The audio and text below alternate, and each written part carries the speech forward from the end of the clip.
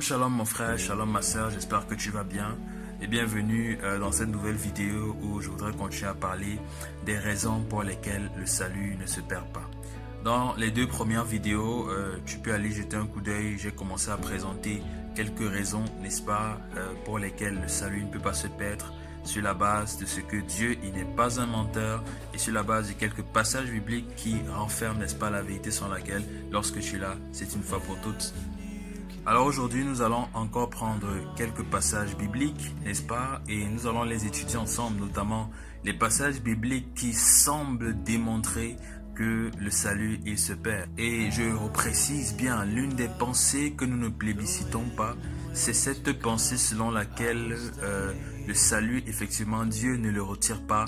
Mais l'homme à qui Dieu a donné le salut, l'homme sur qui Dieu a posé le sceau du Saint-Esprit, peut le retirer de lui-même. Et nous ne sommes pas tellement d'accord avec. Donc nous allons regarder quelques passages bibliques très bien connus, quelques passages bibliques, n'est-ce pas, qui semblent publiciter cette pensée. Et nous allons nous rendre compte que non, il n'en est rien. Dieu ne se contredit pas dans sa parole. Ce que Dieu a dit concernant celui sur qui il a déposé son sceau est irréversible. Je vais donc m'amuser à lire quelques passages bibliques, n'est-ce pas, dans deux versions, notamment la version Louis II et la version Semeur. Soyez prêts, allons-y. Philippiens chapitre 2 verset 12 dit « Ainsi, bien-aimés, comme vous avez toujours obéi, travaillez à votre salut avec crainte et tremblement, non seulement comme en ma présence, mais aussi bien plus encore maintenant que je suis absent. » Ça, c'est la version Louis II. Version Semeur. Mes chers amis, vous avez toujours été obéissants. Faites donc fructifier votre salut avec crainte et respect, non seulement quand je suis présent, mais bien maintenant que je suis absent. Beaucoup d'hommes prennent ce passage et disent que la Bible dit qu'il faut travailler son salut, ce qui signifie que le salut, il n'est pas définitif. Lorsque tu as le salut, il faut continuer à pouvoir le travailler, sinon tu vas le perdre. Sauf que voilà la parole de Dieu qui nous donne une autre version. Donc en fait, quelque part, il faut qu'on comprenne que c'est très important de pouvoir lire la parole de Dieu dans plusieurs versions. Très important de pouvoir confronter les versions pour ne pas entrer ou alors sombrer dans une traduction, dans une interprétation faussée par la version que nous avons l'habitude de prendre, de lire. Nous voyons donc que pendant que la version Louis II nous dit de travailler avec tremblement notre salut, la version Semeur nous explique davantage ce qu'il en est, qu'il s'agit de faire fructifier son salut. Et faire fructifier son salut, c'est davantage produire les bonnes œuvres que le Seigneur a préparé pour que nous les pratiquions. Nous en parlions la dernière fois. Donc, il ne s'agit pas de perdre son salut. Il n'est pas dit que si Dieu nous donne notre salut et que nous ne le travaillons pas, n'est-ce pas, nous allons le perdre. Non. Un autre passage très bien connu, c'est Jacques chapitre 2 à partir du verset 14. La version Louis II dit « Mes frères, que sert-il à quelqu'un de dire qu'il a la foi s'il n'a pas les œuvres? La foi peut-elle le sauver ?» Vous voyez la question? Je relis. Mes frères, que sert-il à quelqu'un de dire qu'il a la foi s'il n'a pas les œuvres? La foi peut-il le sauver? Beaucoup de personnes se saisissent de ce passage pour dire que voilà en réalité de quoi il s'agit. La foi, c'est bien, tu as Jésus-Christ, mais si tu ne travailles pas tes œuvres, effectivement, ce salut, tu peux le perdre. Lisons le même passage dans la version Semeur. Mes frères, à quoi servirait-il à un homme de dire qu'il a la foi s'il ne le démontre pas par ses actes? Une telle foi peut-elle le sauver? Il ne s'agit donc pas de dire que lorsque quelqu'un a la foi, n'est-ce pas, il doit accompagner sa foi de ses œuvres. Mais il est plutôt question de dire que parce que quelqu'un a la foi, la preuve de cette foi est qu'il démontrera les œuvres. Et s'il ne démontre pas les œuvres, il n'y a donc pas de foi. Nous n'avons donc rien à craindre, c'est bel et bien la foi qui sauve. Et la foi ne dépend aucunement de tes œuvres. Nous avons déjà lu Ephésiens chapitre 2 versets 8 à 9. C'est Dieu qui te justifie et il en sera toujours ainsi. Nous allons continuer. Nous allons faire un tour au fameux Hébreux 6.4. Le fameux Hébreux 6.4. Ce passage, n'est-ce pas, c'est une arme destructrice pour ceux qui ne la comprennent pas. Lisons dans la version Louis II. À partir du verset 1, la Bible dit « C'est pourquoi, laissant les éléments de la parole du Christ, tendant à ce qui est parfait, sans poser de nouveau le fondement du renoncement aux œuvres mortes, de la foi en Dieu, de la doctrine des baptêmes, de l'imposition des mains, de la résurrection des morts et du jugement éternel. C'est ce que nous ferons si Dieu le permet. Car il est impossible que ceux qui ont été une fois éclairés, qui ont goûté le don céleste, qui ont eu part au Saint-Esprit, qui ont goûté la bonne part, qui ont goûté la bonne parole de Dieu et les puissances du siècle à venir et qui sont tombés soient encore renouvelés et amenés à la repentance puisqu'ils crucifient pour leur part le Fils de Dieu et l'exposent à l'ignominie. Version Louis II. Avant de lire la version Semeur, je voudrais dire que la raison pour laquelle dans ce passage j'ai lu à partir du verset 1, c'est que c'est très important.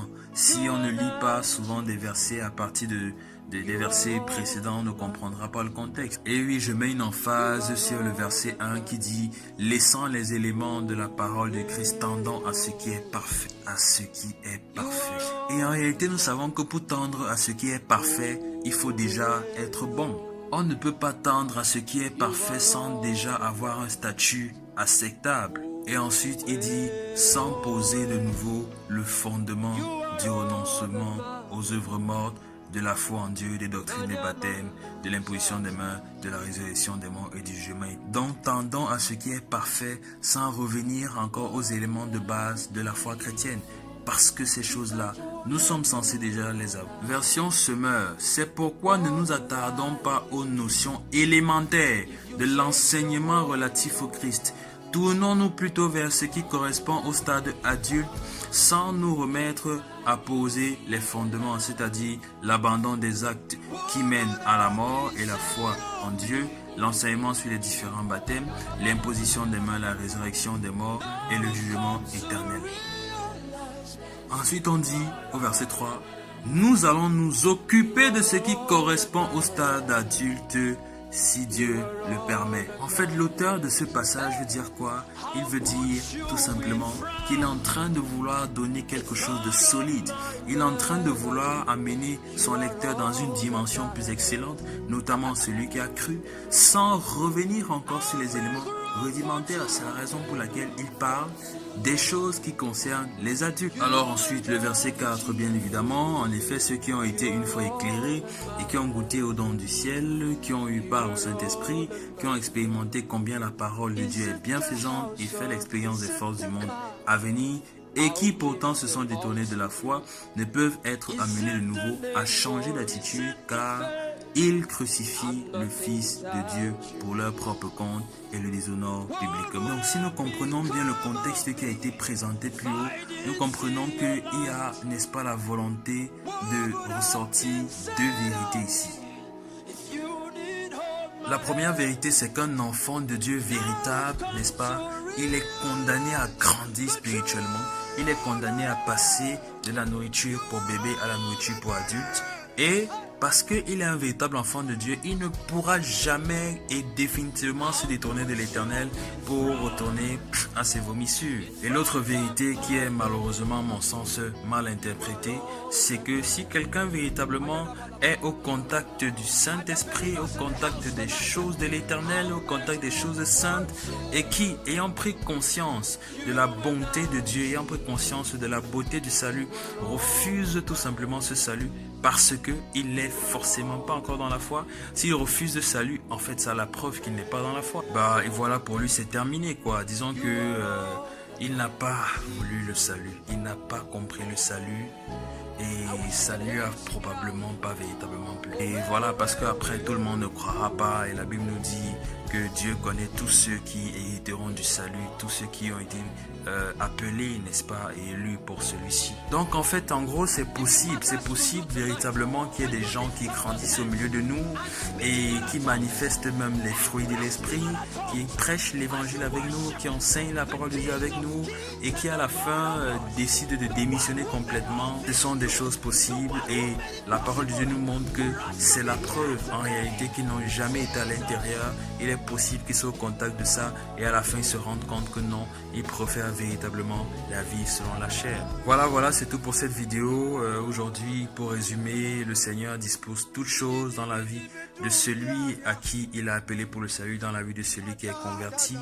Et l'apôtre Paul, on va se rendre compte que, n'est-ce pas, il va exhorter de temps en temps les chrétiens à produire, n'est-ce pas, la preuve de leur salut, à travailler leur salut, à fructifier leur salut, pour qu'effectivement les projets de Dieu au travers du salut de l'homme puissent être tangibles. Comme j'ai l'habitude de le dire et je le répète encore pour la séparante, si Dieu t'a scellé du Saint-Esprit, tu n'as aucun pouvoir pour tirer, n'est-ce pas, le sceau de Dieu dans ta vie. Si Dieu t'a scellé du Saint-Esprit, il ne peut, n'est-ce pas, tu ne peux être décelé que par lui-même. Comme nous le disons très souvent, Dieu ne se contredit pas. S'il t'a scellé aujourd'hui, tu es scellé pour demain, pour après-demain et pour l'éternité. Shalom, shalom à toi. Le salut ne se perd pas. Si tu es d'accord et si tu es béni, partage avec ton frère afin que tous soient édifiés. Shalom, shalom. Que le Seigneur te bénisse.